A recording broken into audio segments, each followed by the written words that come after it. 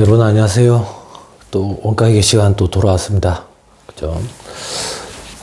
수업을 시작하기 앞서가지고 안내 말씀 조금만 드리면 그 중간고사 기간이 곧 돌아오더라고요. 중간고사 기간이 곧 돌아오던데 이번에 학교 방침을 보니까 제가 지금 영상을 촬영한 이후에 추가적인 변동사항이 있을지는 모르겠지만 지금까지 상황으로 얘기를 드리면 중간고사 시험 기간에도 비대면 수업을 원칙으로 하더라고요. 지금 우리가 하는 이 원가회계 수업은 원래 비대면이잖아요. 원래 비대면이니까 크게 지장은 없는데 중간고사를 여러분들이 오프라인으로 보게 됩니다. 오프라인으로 보게 되더라도 저는 혼자서 비대면으로 강의를 촬영해가지고 올려놓을 거예요. 여러분들은 그렇게 생각하시면 돼요. 중간고사는 대면으로 별도로 오프라인으로 중간고사를 보되 비대면 동영상 강의는 촬영을 해서 올려서 그 주에도 강의가 있는 거예요. 놓치지 말고 수강을 잘 했으면 좋겠어요. 그리고 비대면 강의가 아직까지는 원활하지 않다 보니까 불편사항이 조금씩 생기는 것 같아요. 불편사항이라고 말씀드리면 저한테 개별적으로 지금 이렇게 문자라든지 톡이라든지 이런 게 오거든요. 비대면 강의로 원가회계 강의를 수강을 했는데 추후에 보니까 출석 체크가 제대로 이루어지지 않았더라. 이런 피드백이 오는데 이거는 제가 추후에 다 반영을 해드릴 테니까 너무 걱정하지 마세요. 제가 여러분들이 동영상 강의 1차, 2차, 1회차, 2회차, 3회차 총 3시간짜리 강의 중에 몇 프로 정도를 여러분들이 수강 이수를 했는지 제가 조회할 수 있는 권한이 있어요. 그래서 그걸 조회를 해서 담당 조교 선생님께 말씀을 드려가지고 출석 체크는 이상 없도록 할 테니까 너무 걱정하지 마시고 나중에 성적을 평가할 때 여러분들 성적을 부여하게 될 때 그때 한 번 더 재차 여러분들과 피드백을 가질 거예요. 이렇게 출석 체크가 완료가 됐는데 맞지 않다든지 혹은 미흡한 상황이 있으면 여러분들한테 피드백을 달라고 제가 기간을 정해놔놓고 또 공지를 한번 드릴 거예요. 그러니까 너무 걱정하지 마시고 추후에 반영이 되는 걸 살펴보시면 될 것 같아요. 됐죠? 이 정도 하고 중간고사 기간 전 사이에 또 혹시나 지금 변동사항이 있을지도 모르겠어요. 지금 보니까 코로나 확진자 수가 재차 다시 또 증가하고 있거든요. 그래서 우리가 하는 수업은 원래 비대면 강의다 보니까 큰 변동이 있겠나? 없을 것 같지만 그래도 혹시나 변동사항이 있으면 또 언급을 드릴 테니까 너무 걱정하지 마시고 여러분들은 수업에만 정진해 주셨으면 좋겠어요. 자, 또 해봅시다. 제 기억이 맞으면 144페이지입니다. 페이지는 안 나와 있지만 144페이지에 종합원가 계산이라고 되어 있는 거 봅시다. 자, 이제 종합원가 계산을 할 거예요. 여태까지 했던 얘기랑 또 확 달라지는 거예요. 여태까지 했던 얘기는 뭐냐면 개별원가 계산 그리고 정상원가 계산을 했어요. 정상원가 계산. 개별원가 계산과 정상원가 계산의 핵심은 뭐냐면 이거 하나 만드는데 얼마 드는데 이 원가 대상에 원가를 짓게 하는 게 핵심이었어요. 그래서 직접 재료비, 직접 노무비, 제조 간접비를 원가 대상에 어떻게 추적 가능한 거는 집계를 하고 추적이 불가능한 건 배분이라는 절차를 거쳐가지고 원가 대상 이 세 가지 원가 요소를 배분하는 거, 할당하는 거 이게 핵심이었다고요. 지금부터 할 종합원가 계산은 이거랑 좀 동떨어진 얘기예요. 이거랑 좀 동떨어진 얘기. 그러면 어떤 얘기냐? 여태까지 했던 개별원가 계산과 정상원가 계산은 소품종 생산이에요. 그러니까 주문 제작이 들어와 가지고 그때부터 제작을 해가는 그런 특수 기계라든지 아니면 항공기 제조업 혹은 조선업 이런 데서 쓰이는 거고 지금부터 할 종합원가 계산은 소품종 대량 생산이에요. 소품종 대량 생산. 이때 공정별로 원가가 어떻게 집계가 되는지 그거에 대해서 공부하는 파트가 종합원가 계산이에요. 여러분들이 여태까지 공부했던 영역을 살짝 빗대어 가지고 어느 정도 추측이 가능하도록 예상이 가능하도록 말씀을 드리면 여러분들이 회계 원리나 중급회계 시간에 재고자산 파트에서 원가 흐름의 가정이라는 파트를 공부했을 거예요.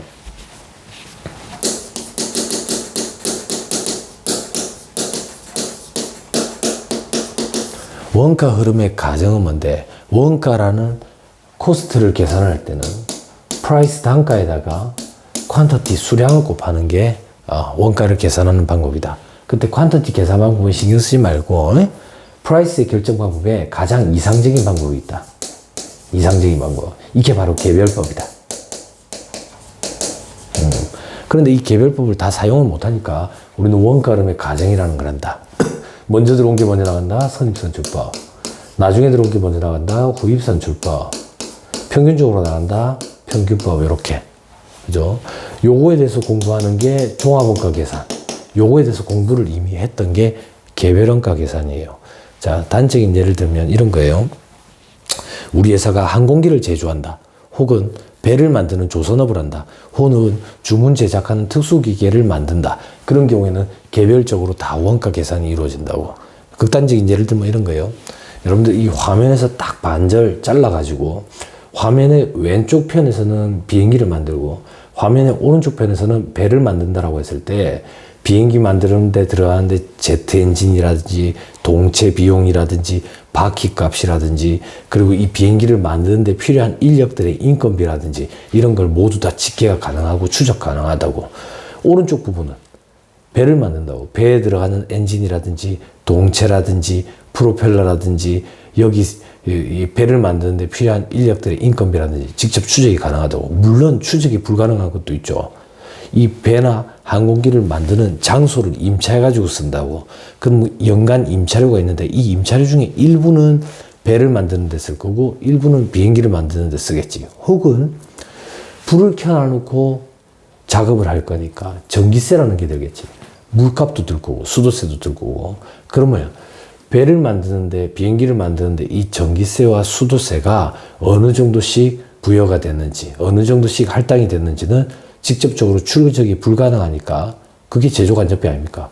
배분이라는 절차, 배부 기준을 만들어가지고 배분이라는 절차를 거쳐가지고 배 한 대에 얼마냐, 항공기 한 대에 얼마냐 원가 계산을 했었어요. 그럼 지금부터 할 건 어떤 거냐면 이런 거예요. 극단적인 예를 들게요.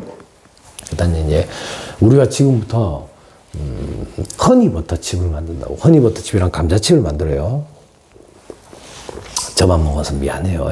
그죠? 시간이 지금 새벽 1시가 조금 넘었네요. 다음번에 대면으로 볼 기회가 있으면 커피 한 잔씩 사줄게요. 허니버터칩을 지금부터 만든다고요? 허니버터칩을 만드는데 허니버터칩 한 박스를 만드는데 감자가 10개가 소요된다라고 가정을 할게요. 그럼 제가 그러는 거예요. 허니버터칩 한 박스 만드는데 원가가 얼마나 드는지 궁금해가지고 공장장한테 그러는 거예요. 공장장아, 이 허니버터칩을 만드는데 감자 10개가 소요되는데 이 감자의 단가를 어떻게 계산하면 되겠냐? 창고에 가서 감자 어떻게 가지고 왔냐? 그랬더니 공장장이 그러는 거예요. 네, 사장님. 감자 10개가 허니버터칩 한 박스 만드는데 필요한 수량인데 창고에 가서 그저께 들어온 감자 중에서 3개, 그저께 들어온 감자 중에서 2개, 어제 들어온 감자 중에서 5개를 가지고 왔습니다. 라고 얘기하는 거예요. 그러면 단가는 어떻게 되는데 그저께 들어온 감자는 박스당 107.6원이고 그저께 들어온 감자는 박스당 105.3원이고 어제 들어온 감자는 박스당 102.1원이래. 그럼 그 중에서 3개, 2개, 5개를 갖고 와서 단가 계산을 어떻게 할 거냐? 못하겠다 그 얘기예요. 너무 복잡해가지고 거기다가 우리 회사가 허니버터칩만 만드는 회사도 아닌 거예요. 여러 가지 품목들을 또 만들어내는 거예요. 그러니까 너무 복잡한 거예요. 그러면 이렇게 하면 어떻게 하냐? 어떻게 되겠냐? 뭘 어떻게 해? 개별적으로 원가 계산을 하는 게 불가능하니까 그냥 가정이라는 걸 좀 하자. 가정이라는 걸 좀 하자. 뭐 어떻게 가정을 할 건데 허니버터칩 한 박스를 만드는데 감자가 10개가 필요하면 감자 박스가 창고에 수없이 많고 일자별로 단가가 다 다름에도 불구하고 제일 먼저 창고에 입고된 감자에서 10개를 갖고 온 걸로 가정을 해서 단가 계산을 하자. 이게 선입선출법입니다. 후입선출법은 제일 나중에 들어온 감자 중에서 10개를 갖고 왔다라고 가정하자. 이게 후입선출법. 아니다. 감자가 들어오는 족족 그때그때 단가를 과거 단가랑 같이 평균을 쳐가지고 평균 가액 자체를 평균 단가 자체를 관리하고 있는데 평균적으로 10개가 소요됐다라고 가정을 하자. 이게 평균법입니다. 요 세 가지에 대해서 공부하는 게 종합원가 계산이에요. 종합원가 계산. 요걸 가지고 원가를 계산한다 그 얘기예요. 다만 국제회계 기준은 후입선출 청산 문제 때문에 후입선출법을 인정하지 않아요. 그럼 우리는 이 파트에서 선입선출법과 평균법에 대해서 공부하게 되는 거예요. 그런데 우리는 종합원가 계산의 꽃을 공손품 회계라 합니다. 공손품 회계. 공손품 회계가 조금 까다로워요. 그래서 이 책뿐만 아니라 시중에 있는 거의 모든 책들이 종합원가 계산안에 공손품 회계가 속하지만 종합원가 계산과 공손품 회계를 별도의 챕터로 수록해놔요. 그래서 이 책도 종합원가 계산이 끝나고 나면 공손품 회계에 대해서 공부하게 될 거예요. 그때 가서 공손품이 어떤 건지 그런 것도 설명을 드릴게요. 자, 이제 종합원가 계산을 한번 해보자. 자, 책을 좀 볼게요.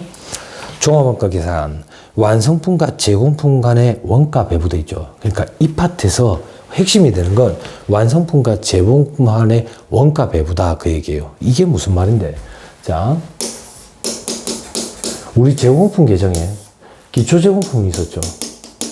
그리고 차변에는 뭐가 옵니까? 단기 총 제조원가가 왔었죠. 이 단기 총 제조원가의 직접 재료비, 직접 노후비, 제조간접비가 지켜졌던 거잖아요. 그럼 이걸 가지고 완성이 된 것과 미완성인, 완성이 된 것과 미완성인 기말 제공품으로 구성이 된댔죠. 이 완성이 된 걸 우리는 단기 제품 제조원가라고 그랬죠. 자, 여기입니다. 잠깐만 옆으로 넘어가서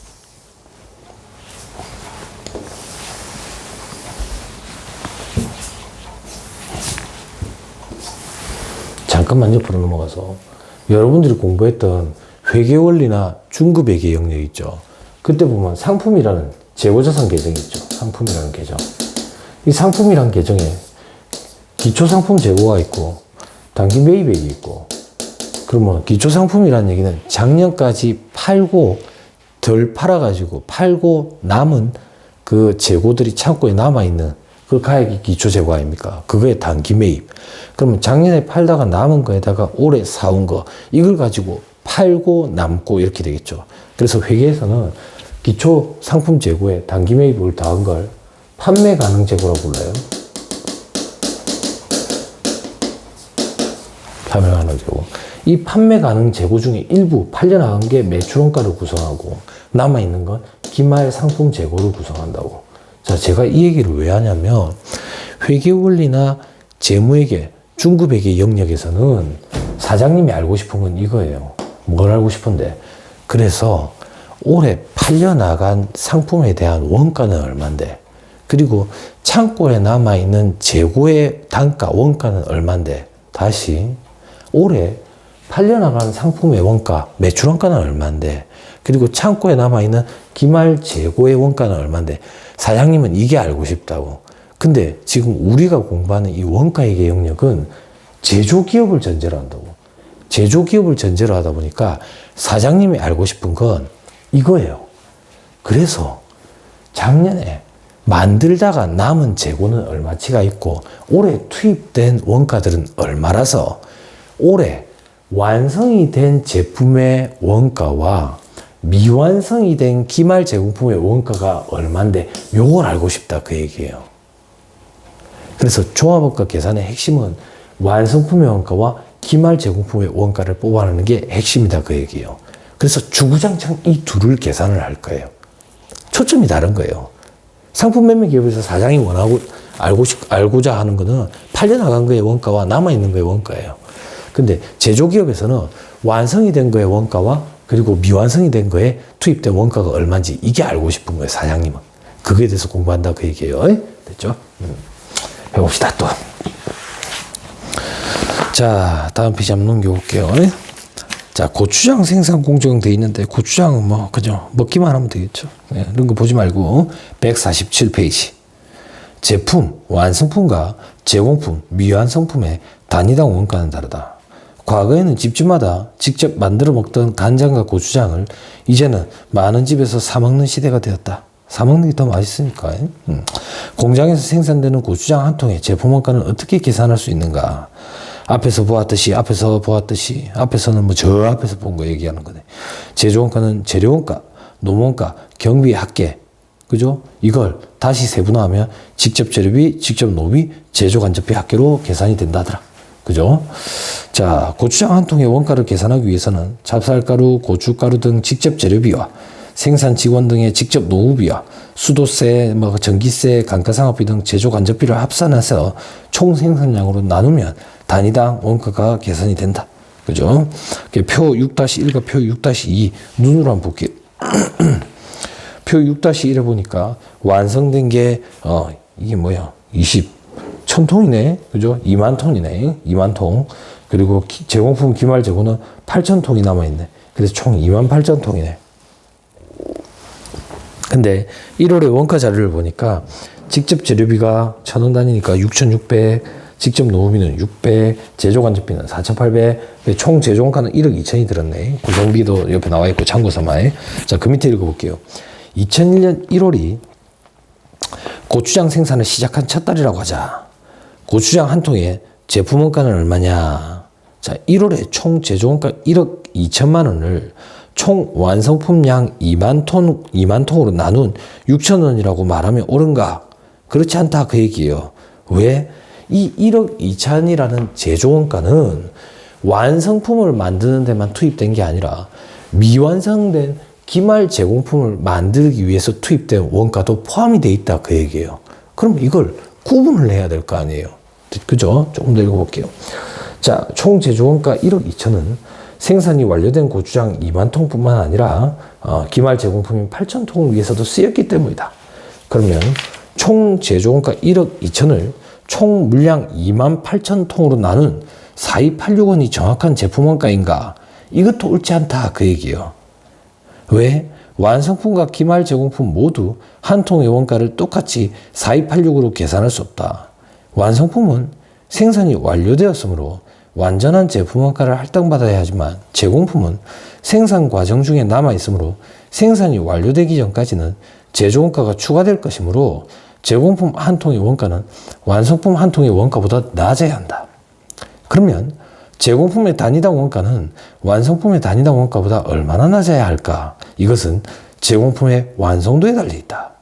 제공품의 완성도가 높을수록 제공품의 단위당 원가가 완성품의 단위당 원가에 가까울 것이다.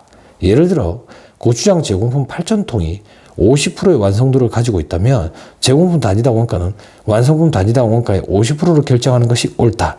그래서 제공품 단위당 원가는 완성도의 원가를 곱한다 돼 있는데 별거 없습니다. 그냥 칠판 보세요. 제가 설명해 드릴게요. 자, 이 얘기요. 자, 보세요. 지금 기초 제공품 없다라고 가정한 거예요. 그러면 기초 제공품의 원가는 0원이에요.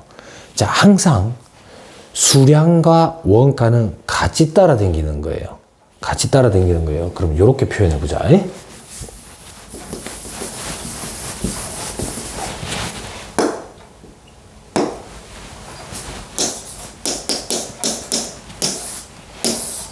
기초 제공품 수량은 없어요. 없어요. 그리고 착수된 건 모르겠어요. 그죠? 완성된 게 있고 기말 제공품 뭐 미완성된 게 있어요. 완성된 거는 지금 2만 통이 있고요. 미완성된 건 8천 통이 있어요. 자, 이제 보라색 글씨로 원가를 한번 갖다 써볼게요. 원가는 올해 얼마치가 투입됐냐면 총 1억 2천만 원치가 투입이 됐어요.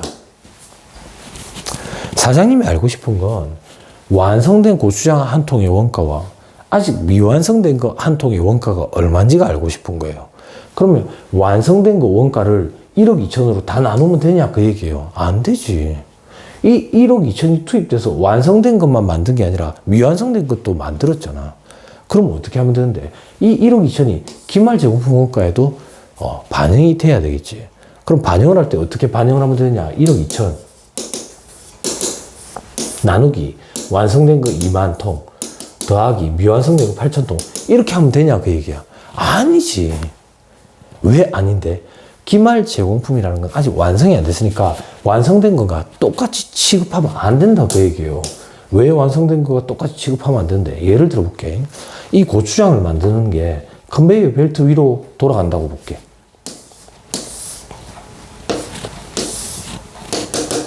컨베이어 벨트가 이렇게 가.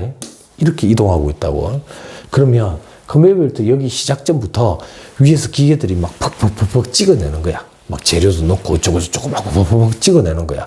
그래서 요 지점, 완성된 지점이 되면 이제 고추장 한 통이 툭 튀어나온다고. 툭 튀어나온다고. 그런데 알고 봤더니 이 기말 제공품이 있잖아요. 기말 제공품 8,000통은 공정에, 이걸 공정이라고 한다고, 컨베이어 벨트.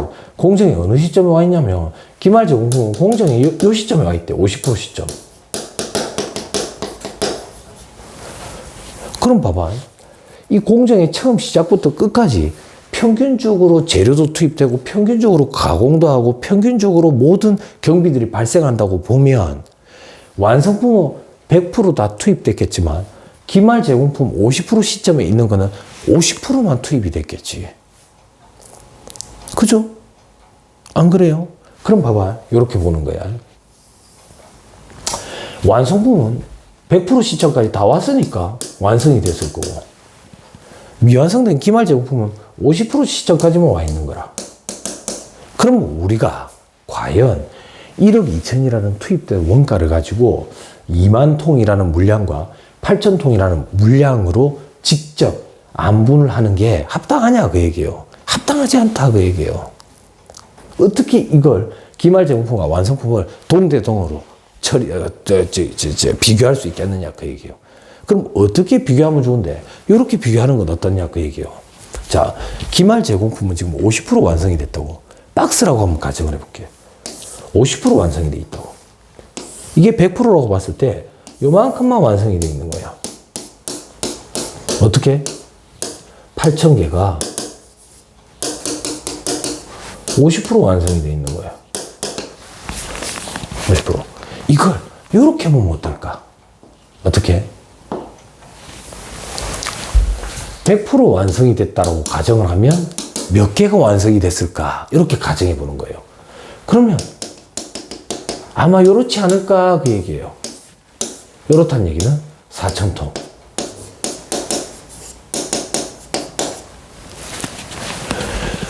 반만 완성이 된 8,000통은 100% 완성이 된 통수로 가정을 한다면 그거에 반이 되지 않을까? 그 얘기예요. 이렇게 계산하면 조금 더 합리적이겠죠. 책에 있는 산식을 보면 그걸 우리는 완성품 환산량이라 얘기합니다. 이걸 우리는 완성품 환산량이라 얘기한다. 그럼 완성품 환산량은 어떻게 계산되는데 물량에 완성도를 곱한다 돼 있죠. 물량은 지금 8,000통이라고. 여기에 완성도는 50%지. 그러면 4,000통이겠지. 이걸 계산하는 이유가 뭔데? 이 얘기예요. 1억 2천이라는 원가가 투입이 됐는데 완성이 된 2만 통과 기말 제공품으로 미완성 50%까지만 미완성이 된 8천 통을 합산해 가지고 단위당 통당 원가를 계산하는 것보다 여기에 완성품 환산량인 4천 통이 들어가는 게 훨씬 더 합리적이지 않겠느냐 그 얘기예요. 그래서 그렇게 하자 그 얘기예요. 그리고 이 4천 통을 완성품으로 환산한 물량이다. 그래서 완성품 환산량이라고 표현한다고. 됐나요? 됐어요? 그러면 올해 완성이 된 2만 톤과 미완성이 된 8천 톤은 전부 다 완성이 됐다고 가정을 한다면 2만 4천 통이 완성이 된 걸로 가정을 할 수 있겠죠. 그러면 한 통당 원가가 얼마인지 계산할 수 있을 거라고. 이렇게 하는 걸 우리는 종합원가 계산이라고 합니다. 됐나요? 별거 없죠? 근데 조금 있다가 우리는 더 세분화된 걸 공부하게 될 거예요. 뭘 세분화시키느냐? 봐봐. 지금 미리 예습 차원에서 생각을 좀 해보자고요. 제가 방금 여러분들이랑 이런 얘기를 했어요. 어떤 얘기를 했냐. 자, 컨베이어 벨트 공정의 시작부터 공정의 완료 시점까지 맞춰야 완성품이 나오는데 지금 공정의 50% 시점에 있는 것들이 기말 제공품이라더라. 그죠? 그때 제가 어떤 가정을 했냐면 이 공정 중에 재료 그리고 가공 이런 기타 경비들이 평균적으로 발생할 거라고 제가 가정을 했다고. 그런데 실질적으로 현업에 나가보면 그렇지 않아요. 그럼 어떤데? 실질적으로 현업에 나가면 공정의 시작 시점에 재료는 다 투입돼요. 재료는 다 투입된다고. 그리고 공정 전반에 걸쳐가지고 가공이 이루어진다고. 그러면 우리가 과연 공정이 50% 있다고 해서 이 8,000통에 대해서 50%를 곱한 환산량 4,000통을 적용하는 게 과연 합리적이냐 그 얘기예요. 아니더라 그 얘기예요. 그럼 어떻게 하면 조금 더 합리적일 수 있는데 요걸 두 개로 또 쪼개는 거야. 이 8,000통이 재료로 따지면 공정이 초기에 다 투입됐으니까 8,000통에 대한 재료비는 완성품으로 환산을 한다면 다 8,000통에 해당하겠지. 다 투입됐다 그 얘기예요. 이 8,000통은 재료비는 다 투입됐다고. 그런데 나머지 농비라든지 제조 간접비인 가공비는 공정 전반에 걸쳐가지고 골고루 평균적으로 투입이 되니까 공정의 50% 시점에 있다면 정말 50%만 가공이 이루어졌겠죠. 그러면 가공비는 물량으로 완성품 환산량으로 따지면 4,000통, 즉 1억 2천이라는 돈이 투입이 됐는데 이 돈 중에 일부는 재료비로 구성할 거고 일부는 가공비로 구성할 거야. 그때 기말 재고품 8,000통, 공정의 50% 시점에 와 있는 이 8,000통의 기말 재고품의 원가는 저걸 단순히 50%를 곱한 4,000통인 완성품 환산량으로 계산을 해서 통당 단가를 계산하는 것보다 그 기말 제공품을 구성하고 있는 재료비와 가공비를 각각 구분해서 원가도 각각 짓게 하는 것이 조금 더 합리적이지 않겠냐 그 얘기예요. 그거에 대해서 우리는 공부하게 될 거라고요. 됐죠? 됐습니다. 자, 책을 또 좀 보죠. 그냥 너무 걱정할 필요 없습니다. 이런 거 하는 겁니다. 자, 밑에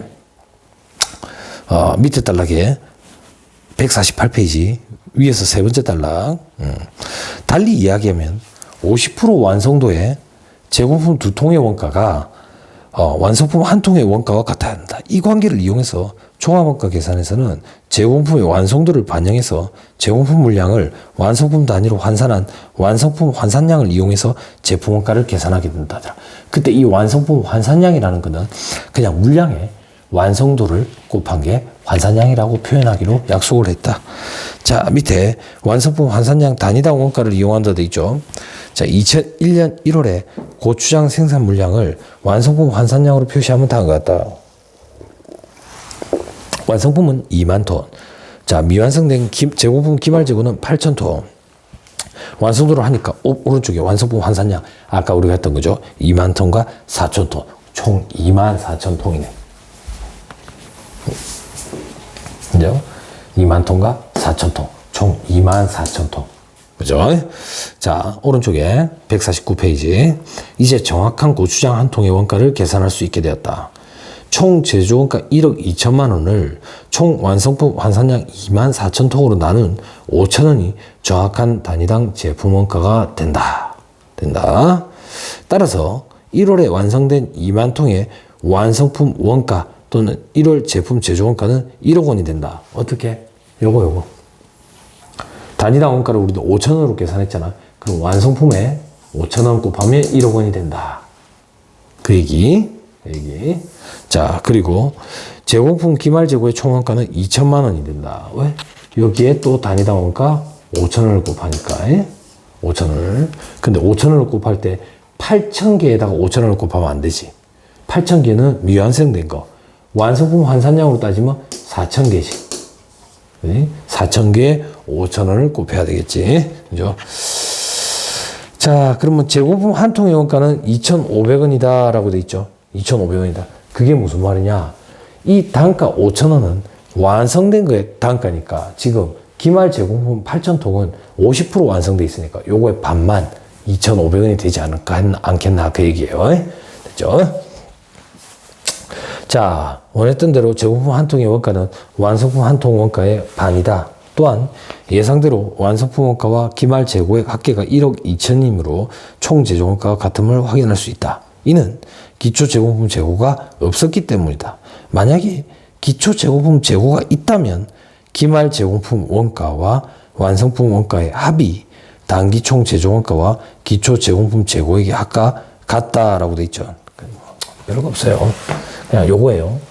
기초 제공품 원가와 단기 총 제조 원가의 합은 단기 제품 제조 원가와 기말 제공품 원가의 합과 같다 그 얘기예요.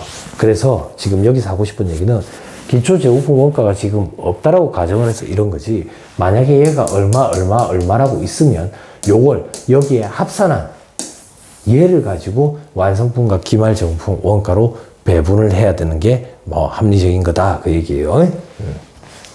자, 이렇게 종합원가 계산의 핵심은 완성품과 제공품 원가를 계산할 때 제공품의 완성도를 반영을 해서 공통적으로 발생한 총 제조원가를 완성품과 제공품에 배분하는 것이다. 왼쪽에 종합원가 계산, 왼쪽에 조그맣게 완성품과 제공품의 원가를 계산할 때 제공품의 완성도를 반영을 해서 공통적으로 발생한 총 제조원가를 완성품과 제공품에 배분하는 원가 계산 방법이라더라.